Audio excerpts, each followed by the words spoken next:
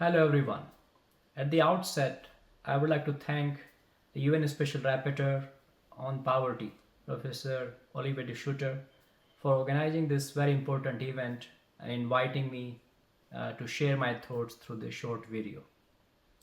In this short video message, I would like to focus on three aspects.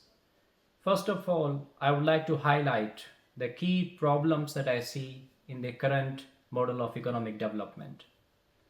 Then I will try to articulate an alternative. What do we need to do differently going forward to ensure that the development is both inclusive and sustainable and it's not leaving too many people behind? And third and finally, I will talk about some practical strategies that are needed to implement that alternative that I'm going to propose.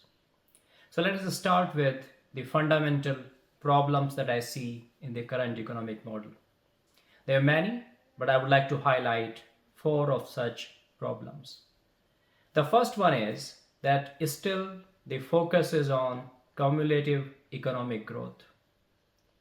Many countries, especially developing countries, are paying too much attention on growth and the GDP. There's nothing wrong with GDP, but the question is that there is not enough trickle down happening, and we are leaving too many people behind. Inequalities, both economic and otherwise, are rising. So this model and hope that if we grow together, that is going to take care of each and everyone in society is failing us. The second difficulty that I see is that we are ignoring the planetary boundaries. The right to clean and healthy environment as well as the climate crisis.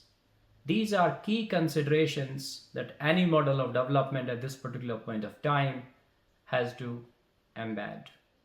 And I do not see often that is happening. Rather, climate considerations or environmental considerations are an afterthought. And I think that must change. The third problem that I see is that there is not enough participation of people. Participation which is free and meaningful and active. And for that we need civic space. And often that civic space is missing in many countries. Fourth and the final challenge that I see is that the rules of the game of the development model, whether these are governance institutions, whether this is United Nations, or we're talking about World Bank or International Monetary Fund, IMF, these governance institutions are inherently problematic because they exclude the voices of the global south in many developing countries. They do not represent the global south. They don't represent the people on the equal terms. And these rules of the game are unfair, and that is where I see many challenges that countries face in the global south to realize their development aspirations in an inclusive and sustainable manner. So what do we need to do differently? What is the alternative? I believe we need a course correction. The time for tweaks is over. We need fundamental shift in how we think development, how we think the idea of going beyond GDP, how we conceive the idea of a human rights economy that has to change fundamentally.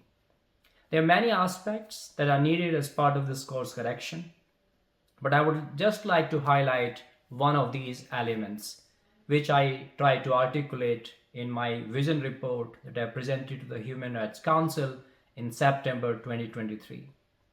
So in this vision report, I try to articulate what I call a new model of development. And I'm calling this new model of development as planet-centered participatory model of development.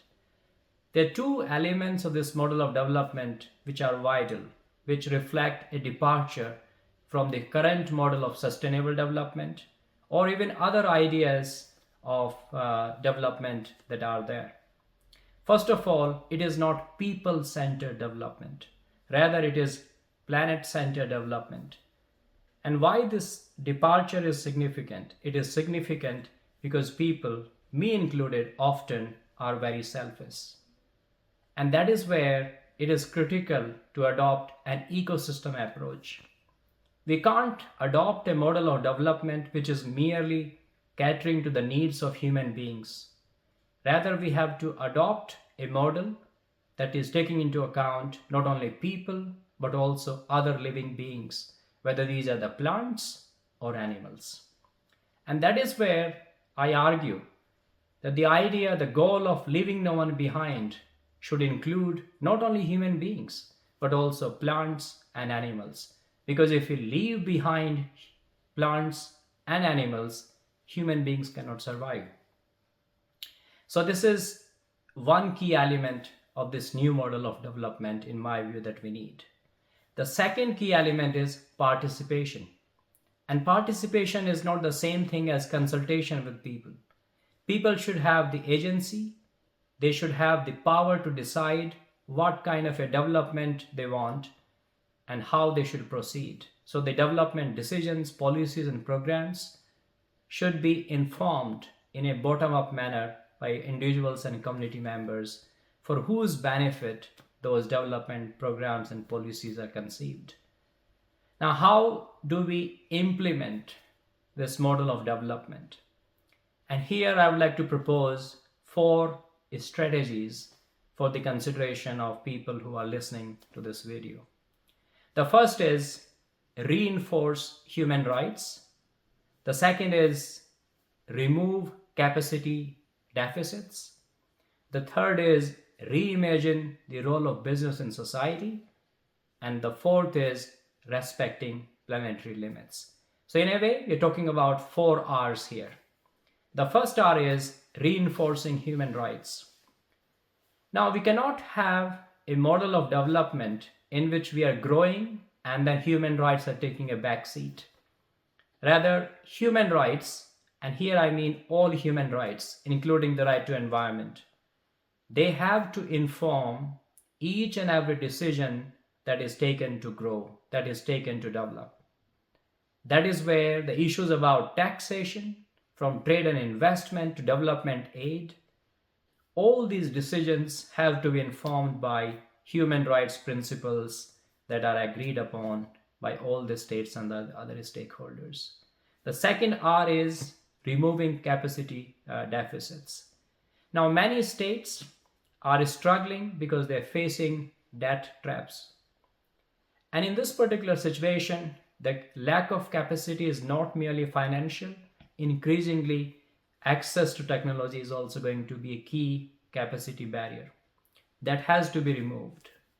The third R is we have to reimagine the role of business in society, because current model of businesses is often focusing on profit maximization for the shareholders only. Of course, there's a growing interest in the idea of human rights due diligence, but still the mindset is to do no harm, which is a good starting point, a necessary starting point, but that should not be equated with what businesses should do in society. They should not be exploiting people or the planet, and that is where we need to reimagine the role of business in society as a force of positive good. And the fourth and the final R, in my view, is that we need to respect planetary limits. We cannot just keep on growing. At the same time, the idea of degrowth has to mean different things, what it means in the global north and in developed countries, and what it means in the developing world as well as small island states. So we cannot expect the same attitude, same approach of degrowth. Otherwise, we're going to reinforce neo-colonial ideas that have been undermining the development pathways of certain states. So these are some of the thoughts that I wanted to share through this video.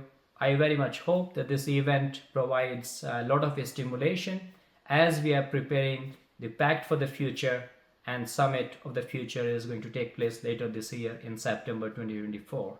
Thank you very much for the opportunity and this invitation.